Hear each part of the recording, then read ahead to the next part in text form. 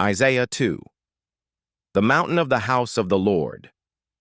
This is the message that was revealed to Isaiah son of Amoz concerning Judah and Jerusalem. In the last days the mountain of the house of the Lord will be established as the chief of the mountains. It will be raised above the hills, and all nations will stream to it. And many peoples will come and say, "Come, let us go up to the mountain of the Lord, to the house of the God of Jacob. He will teach us his ways so that we may walk in his paths. For the law will go forth from Zion, and the word of the Lord from Jerusalem. Then he will judge between the nations and arbitrate for many peoples.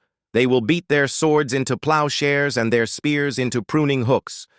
Nation will no longer take up the sword against nation, nor train any more for war.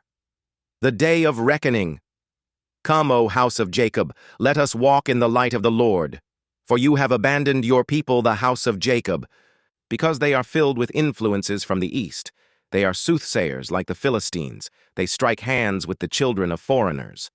Their land is full of silver and gold, with no limit to their treasures.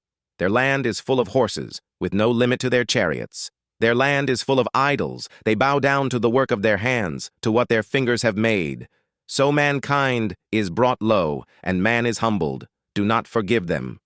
Go into the rocks and hide in the dust from the terror of the Lord and the splendor of his majesty. The proud look of man will be humbled, and the loftiness of men brought low.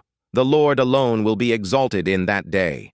For the day of the Lord of hosts will come against all the proud and lofty, against all that is exalted. It will be humbled, against all the cedars of Lebanon, lofty and lifted up, against all the oaks of Bashan, against all the tall mountains, against all the high hills, against every high tower, against every fortified wall, against every ship of Tarshish, and against every stately vessel.